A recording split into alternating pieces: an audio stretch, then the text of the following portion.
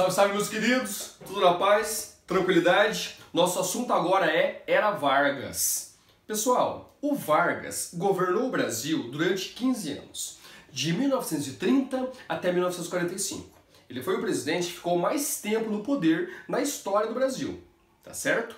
E aí, galera, por ser um assunto extenso, nós vamos dividir Era Vargas em 4 vídeos. O primeiro, agora, tratando da chegada do Vargas ao poder. Como ele chega ao poder, beleza? Os outros 3 vão tratar dos 3 períodos em que se divide a chamada Era Vargas, tá certo? Galera, falando do primeiro tema então, o contexto de chegada do Vargas ao poder. Para pensar sobre isso, a gente tem que relembrar qual era a política anterior ao Vargas, qual era o período anterior ao Vargas. E era uma época que nós conhecemos como República Oligárquica. Beleza? Predominavam as oligarquias, as grandes elites da terra, os grandes produtores rurais. Pessoal, durante a República Oligárquica, predominava um tipo de política, que nós conhecemos como política do café com leite. Por quê? Porque políticos de São Paulo e de Minas Gerais se alternavam na presidência do Brasil. O São Paulo representado pelo café, Minas pelo leite. E aí, um presidente paulista deveria ficar o seu mandato ali no poder e indicar um cara de Minas Gerais, que deveria ocupar o seu mandato e indicar um de São Paulo sucessivamente. E isso funcionou bem até 1929. Pessoal, em 1929, o presidente do Brasil era um cara chamado Washington Luiz. E o Washington Luiz era um político paulista, um político com carreira em São Paulo. Portanto, ele deveria indicar um cara com carreira em Minas Gerais. Mas ele não faz isso. Ele indica para ocupar a presidência um cara chamado Júlio Prestes, que também era um político com importância em São Paulo. Por conta disso, os mineiros ficaram decepcionados, para dizer o mínimo. Não é verdade, galera? Então, os mineiros vão romper a aliança com São Paulo. Eles rompem a aliança com os paulistas e, a partir daí, eles formam um outro grupo político, que ficou conhecido como Aliança Liberal, que reuniu os mineiros e alguns políticos importantes de outras regiões do Brasil, que queriam já uma importância na política, mas não conseguiam por causa do predomínio paulista. Beleza? São eles, principalmente, políticos do sul do Brasil e do nordeste do Brasil. Beleza? Galera, a Aliança Liberal se une e, neste contexto, pessoal, um evento importante da história que acontece fora do Brasil vai acertar em cheio os eventos da história brasileira. É a chamada crise de 29. Em 1929, tem a quebra da Bolsa de Valores de Nova York, né, acabando com a economia dos Estados Unidos e junto com as economias de outros países que estavam ligadas à economia dos Estados Unidos. É o caso do Brasil. Pessoal, São Paulo predominava na política brasileira porque predominava já na economia. É por ser a maior potência econômica do Brasil que São Paulo tinha todo esse poder. Mas aí, São Paulo produzia e vendia café. Vendia para quem? Para os Estados Unidos. Quando os americanos quebram e não tem mais como comprar o café de São Paulo, os paulistas vão quebrar junto. E é nessa situação, galera, que nós chegamos à eleição de 1930. Beleza? Chegando às eleições de 1930, São Paulo, econômica e politicamente muito enfraquecida. Porém, dadas as eleições, o político paulista, o Júlio Prestes, ainda vence. Ele vence as eleições. Porém, a Aliança Liberal, a oposição, não vai aceitar. Eles vão questionar esse resultado. Tá certo? Vão dizer que houve fraude de toda sorte, de todo tipo. Vão questionar. Junto a isso, um outro evento acontece de importância nessa época. O cara que seria o candidato à presidência nessas eleições pela Aliança Liberal era um político lá do Rio Grande do Sul, o Vargas, o Getúlio Dornelles Vargas. E o vice dele era um político lá do nordeste do Brasil, lá da Paraíba, que era o João Pessoa. Porém, nesse período, o João Pessoa é assassinado. E ele é assassinado, pessoal, em condições duvidosas, sem muita certeza de como se deu a situação. E isso foi muito bem utilizado, muito bem manipulado pela Aliança Liberal. Toda a culpa jogada sobre os paulistas, tá certo? E aí, tendo a opinião pública do seu lado, mobilizando parte das Forças Armadas para o seu lado, a Aliança Liberal vai mobilizar tropas. Mobilizar tropas, organizar tropas e vai marchar até a capital. Vai marchar até o Rio de Janeiro e exigir a saída do Washington Luiz da presidência. O Washington Luiz não teve condições de resistência. Portanto, Júlio Prestes, que foi eleito presidente, não chegou a ocupar o cargo. Porque o então ainda no poder, o Washington Luiz, ele foi deposto pela Aliança Liberal sob liderança do Getúlio Vargas. Tá certo, galera? Assim se dá a chegada do Vargas ao poder. Esse evento ficou conhecido como Revolução de 30. Por quem chamou esse evento de Revolução de 30? O Vargas e os seus correligionários. Meus queridos, a história não é a verdade. Não. A história não conta a verdade. A história conta a versão dos vencedores naquele processo. Isso dá uma longa história, um amplo debate. Mas olhando para o passado, é difícil duvidar disso. É difícil questionar isso. Por isso entrou para a história este evento como Revolução de 30. Mas nós poderíamos chamar de golpe. Porque de fato foi um golpe de Estado. Tá certo? Foi a oposição se mobilizando, questionando as eleições, que na verdade foram fraudadas dos dois lados, e dessa forma chegando ao poder. Tá certo? Assim o Vargas se estabelece e vai começar um dos períodos mais importantes da história do Brasil. Falaremos agora, galera, do primeiro período da Era Vargas, conhecido como governo provisório, ou período provisório. O Vargas chega ao poder por meio de uma revolução, ou um golpe, como nós já vimos. Então ele chega ao poder com a clara ideia de se apresentar como algo novo, como alguém que traria grandes mudanças, grandes transformações positivas para a história do país. Ele se apresentava, portanto, como um grande revolucionário.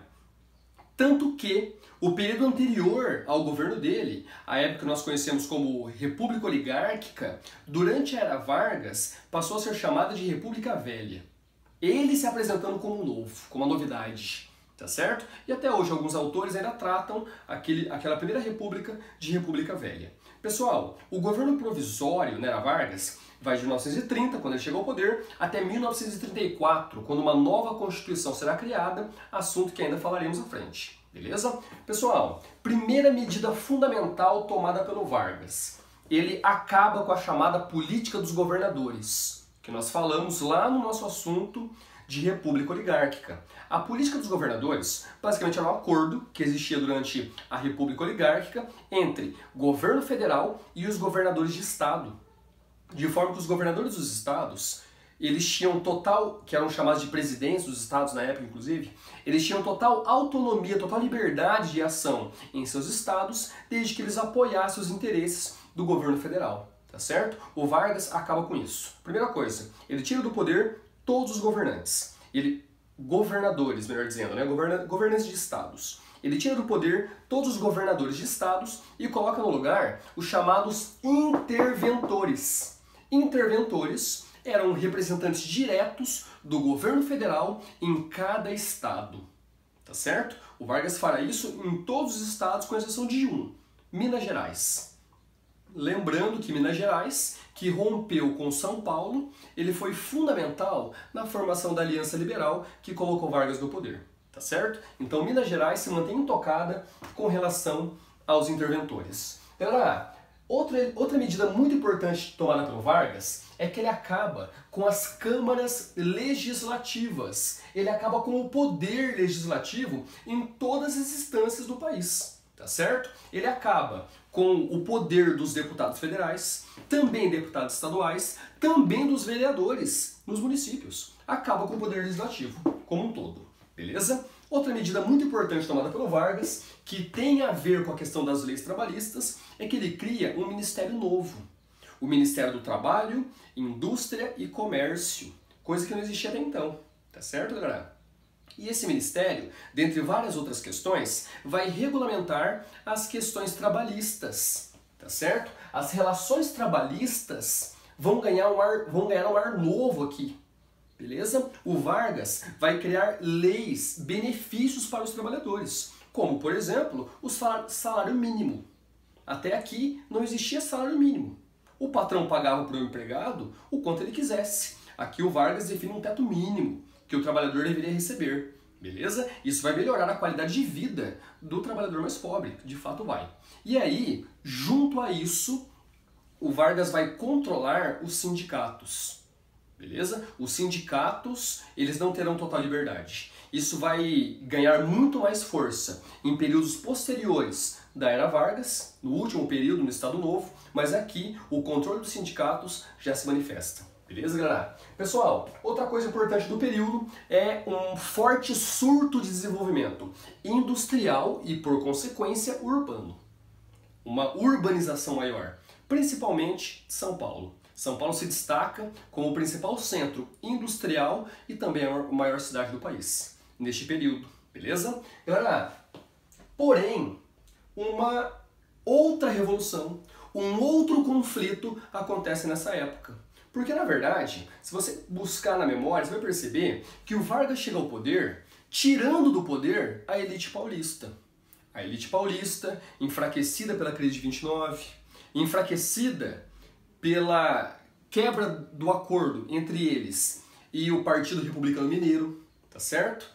E aí o Vargas chega ao poder e os paulistas perdem essa importância, esse predomínio da política nacional, mas eles não vão aceitar isso com facilidade.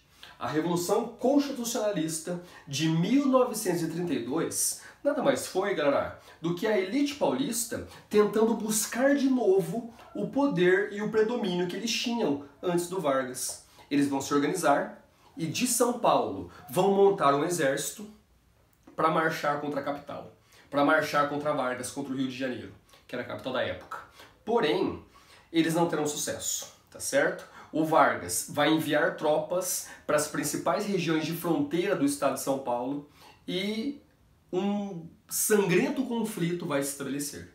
Esse conflito, galera, durando em torno de 3 meses e havendo 900 e tanto, quase 1000 mortos. Isso do lado constitucionalista, do lado dos revolucionários, porque do lado do governo não há fontes oficiais, não houve registro da quantidade de mortos, tá certo? Só do lado dos descontentes, dos revolucionários, daqueles que estavam fazendo guerra ao governo, beleza? Pessoal, uma coisa muito importante, esse evento ficou conhecido como Revolução Constitucionalista porque era motivado por uma coisa fundamental, um elemento fundamental. Eles exigiam, os paulistas, que o Vargas criasse uma nova Constituição. A Constituição vigente no Brasil até ali era de 1891. Porém, o Vargas ignorou aquela Constituição. A partir daqui, ele governava absoluto. E os paulistas exigiam que o Vargas criasse uma nova Constituição, que ele se subordinasse a uma Constituição. Uma vez que a Constituição é um conjunto de leis que subordina a todos no país, inclusive os governantes, tá certo? Essa era a grande reivindicação dos paulistas na Revolução Constitucionalista, além de tentar reaver o seu poder. Os dois elementos são importantes. Galera, resumo da conversa, o governo vence a guerra, vence esse confronto entre São Paulo e o governo federal, beleza? O governo federal vence, porém o Vargas, conciliador, bom político como era, ele ganhou, mas cedeu. Uma vez ganhando a guerra, ele poderia ter imposto com força seu poder sobre o estado de São Paulo, mas ele sabia que ele teria problemas. São Paulo já era, de fato, uma potência econômica no país, no Brasil. E o Vargas resolveu conciliar-se com o estado de São Paulo. Mesmo vencendo, ele cede aos anseios dos paulistas. 2 medidas fundamentais ele toma. A primeira, ele nomeia como interventor, lá no estado de São Paulo, um paulista. Uma liderança política importante no estado de São Paulo. Já é devolvendo, de alguma forma, poder político de São Paulo ao estado de São Paulo. Essa é a primeira coisa. Uma segunda medida. O Vargas, ele convoca uma constituinte. Ele convoca um grupo de pessoas, de representantes do país, para criarem uma nova Constituição. E isso ficou definido para o ano de 1933. Beleza, galera? E assim, com a criação da nova Constituição, que falaremos à frente, nós chegamos ao fim desse período chamado governo provisório. Beleza, meus queridos? Daremos continuidade a esse assunto nos próximos vídeos. Espero que tenha ficado claro. É isso aí. Tamo junto.